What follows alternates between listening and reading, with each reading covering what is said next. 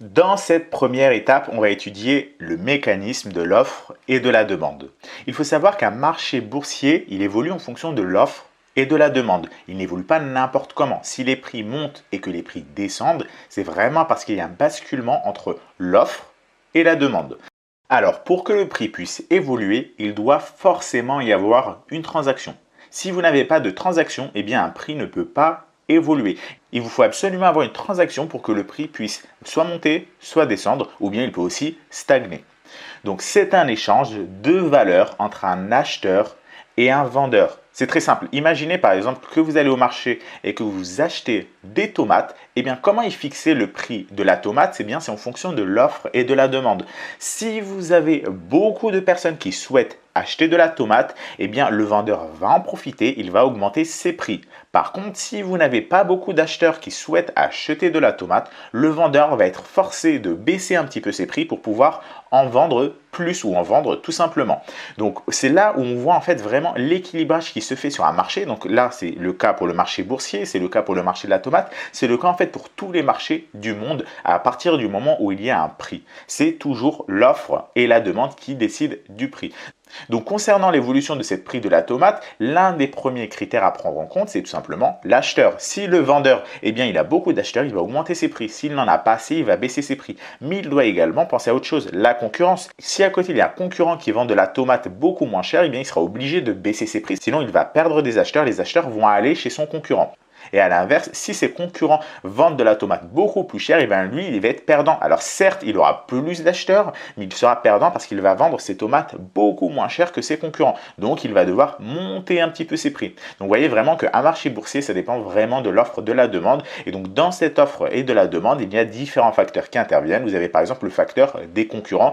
Par exemple, si le concurrent vend de la tomate à tel prix, il y aura plus ou moins d'acheteurs qui vont venir. Donc, ces différents critères, on va les voir au fur et à mesure de cette masterclass. Là, on va se contenter d'étudier pour le moment l'offre et la demande. Donc, si la demande, les acheteurs, est supérieure aux vendeurs, le prix va progresser à la hausse. Par contre, si la demande est inférieure à l'offre, le prix va progresser à la baisse. Alors là, je tiens à attirer votre attention sur un point. Faites attention car ces notions-là de demande et d'offre sur certains exchanges sont inversées. Sur certains exchanges, si la demande est inférieure à l'offre, le prix va progresser à la hausse et non pas à la baisse. Donc là, ces notions, c'est vraiment des notions générales, mais il faut retenir que sur certains exchanges, vous risquez de trouver justement l'opposé. Donc ça, c'est vraiment propre à chaque exchange. Mais retenez que de manière générale, un marché boursier évolue en fonction de l'offre et de la demande. Et si ici, dans notre cas de figure, la demande est supérieure à l'offre, le prix va progresser à la hausse. En effet, si vous avez beaucoup de personnes qui veulent acheter de la tomate, le vendeur va vouloir augmenter ses prix parce que l'offre, c'est qui? L'offre, c'est le vendeur, c'est les concurrents du vendeur.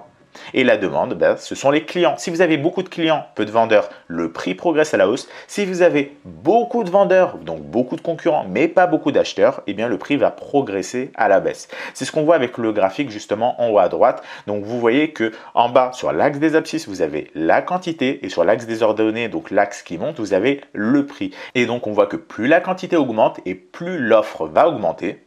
Par contre, la demande va baisser. Et donc, vous voyez qu'entre les deux, entre l'offre et la demande, vous trouverez une quantité d'équilibre et un prix d'équilibre. Donc, matérialisé par QEC et PEC, ce sont les prix d'équilibre. Donc, si vous avez un déséquilibre, plus d'acheteurs que de vendeurs ou plus de vendeurs que d'acheteurs, le prix va progresser soit à la hausse, soit à la baisse. C'est ce qu'on vient de voir, vous le voyez avec les deux dernières lignes à gauche. Par contre, à partir du moment où il y a un équilibre, c'est-à-dire que l'offre et la demande sont au même niveau, là, le prix ne progresse plus, donc ni à la hausse, ni à la baisse.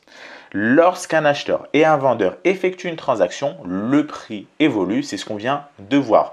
Si par exemple un acheteur va acheter de la tomate, le vendeur à ce moment-là, il aura moins de tomates à vendre. Et s'il a moins de tomates à vendre et qu'il y a tout autant d'acheteurs, il va être malin, il va augmenter ses prix pour dissuader un certain nombre d'acheteurs et donc pouvoir vendre ces tomates-là un peu plus cher. A contrario, si les acheteurs vont chez les concurrents et donc lui, il perd un acheteur, il va baisser ses prix pour attirer plus d'acheteurs. C'est exactement comme ça qu'évolue le marché boursier. Là, je vous ai pris un exemple avec le marché de la tomate, mais c'est exactement le cas pour l'évolution du prix de manière générale. Donc, un graphique de bourse affiche les valeurs de chacune des transactions. Admettons maintenant, revenons au vendeur de tomates, il vend la tomate à 1 € le kilo. puis après il décide de le vendre à 1,10 € le kilo, puis à 1,20 €, puis il rebaisse à 1,15 €, en fait il baisse en fonction de la loi de l'offre et la demande, et bien ça, c'est ça en fait qui va nous faire un graphique de bourse. Vous voyez qu'au début, vous avez le prix qui monte un peu, puis qui redescend un petit peu, puis qui remonte, etc. etc. Donc c'est l'ensemble de chacune de ces transactions qui vont nous faire un graphique de bourse. La variation du prix va ainsi créer des tendances haussières, baissières ou bien neutres. Un graphique ne va donc pas sortir de nulle part, il représente tout simplement le comportement des investisseurs. Et justement, sur ces graphiques, vous allez remarquer que certains schémas sont récurrents et vont permettre de prévoir avec une forte probabilité ce qui peut se produire. Reprenons l'exemple de la tomate. Depuis plusieurs années, admettons que le vendeur vend sa tomate entre 1 € et 1,50 € le kilo. Admettons maintenant que vous y allez au marché et qu'un jour, vous allez le voir qu'il vous dit que le prix de la tomate est à 2 € le kilo. Eh bien là, ça va vous paraître bizarre parce que d'habitude, vous voyez le prix de la tomate entre 1 € et 1,50 € et là, tout d'un coup, c'est à 2 € le kilo. Alors là, vous vous en doutez qu'il y a forcément un truc qui s'est passé. Si le vendeur s'est permis d'augmenter autant le prix de ses tomates, c'est bien parce qu'il y a beaucoup d'acheteurs. Alors évidemment, il y a des coûts à côté, des coûts de livraison, des coûts de transaction, etc. Mais ça, on ne va pas les prendre en compte pour cet exemple. On va tout simplement considérer qu'il y a plus d'acheteurs, qu'il y a aussi peut-être moins de vendeurs. Peut-être que ses concurrents ont mis la clé à la porte et qu'il est devenu le seul vendeur et qu'il y a beaucoup d'acheteurs en face. Donc il s'est permis d'augmenter son prix. Et donc s'il s'est permis d'augmenter son prix, eh bien vous supposez qu'il est très probable qu'il va continuer à augmenter son prix, que la semaine d'après, ça sera à 2,20 € le kilo, puis 2,40 €, etc., etc. Et donc, vous décidez tout simplement d'acheter des tomates maintenant, étant donné que vous pensez que le prix va monter. C'est exactement le cas avec les marchés boursiers. À partir du moment où vous repérez un schéma qui est récurrent et que vous constatez une certaine anomalie qui arrive, eh bien là, ça va vous donner une forte probabilité sur le futur sens, que ce soit un sens de tendance haussière ou bien de tendance baissière. Donc, c'est le but d'un trader. L'objectif d'un trader, c'est d'exploiter ces répétitions afin de prévoir l'évolution future du prix en mettant les statistiques de son côté. Il faut bien garder à l'esprit qu'un trader n'entre pas en position n'importe quand. Il ne va pas s'amuser à acheter maintenant et de vendre dans quelques jours. Non, il achète parce qu'il a observer quelque chose sur les graphiques de prix, un schéma qui était récurrent, qui lui a donné une forte probabilité sur le futur mouvement du prix. Et donc, ça va lui permettre de mettre les statistiques de son côté et donc de revendre beaucoup plus cher ce qu'il avait acheté avant. Ou bien entendu l'inverse. Et ça, c'est ce qu'on va voir justement au fur et à mesure de ces leçons. Donc, l'objectif du trader, c'est de prendre position dans le sens d'évolution qu'il anticipe. Le trader peut anticiper 3 mouvements bien distincts. Soit il anticipe une hausse du prix, soit il anticipe une baisse du prix, soit il anticipe une stagnation du prix.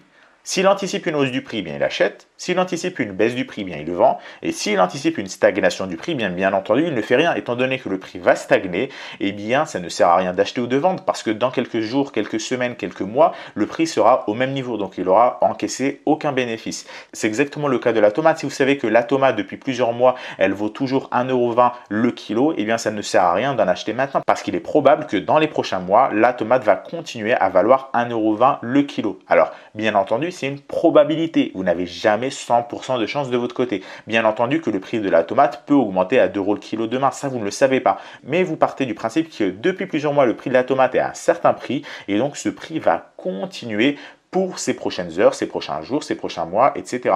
Par contre, si vous voyez que durant ces derniers mois, eh bien, le prix de la tomate n'a cessé de monter, par exemple, de 10 centimes le kilo par semaine, eh bien, vous anticipez que la semaine prochaine, le prix va encore monter de 10 centimes le kilo. Alors, peut-être qu'il augmentera de 20 centimes, peut-être qu'il n'augmentera pas du tout, voire même peut-être qu'il baissera. Mais en faisant ça, vous mettez les probabilités de votre côté et donc vous avez moins de chances de vous tromper. Et c'est justement ce que fait un trader. Un trader essaie d'anticiper l'évolution future du prix et de prendre position en fonction du sens dans lequel va évoluer le prix. Donc voilà pour cette vidéo, j'espère que vous avez compris tout le mécanisme qui se cache derrière l'offre ou la demande. Si vous avez des questions par rapport à cette vidéo et même pour les prochaines vidéos, je vous rappelle que vous trouverez un espace commentaire sous cette vidéo-là pour poser toutes vos questions et donc notre équipe se tient à votre disposition pour y répondre de la manière la plus concise possible. Passons tout de suite à l'étape 2.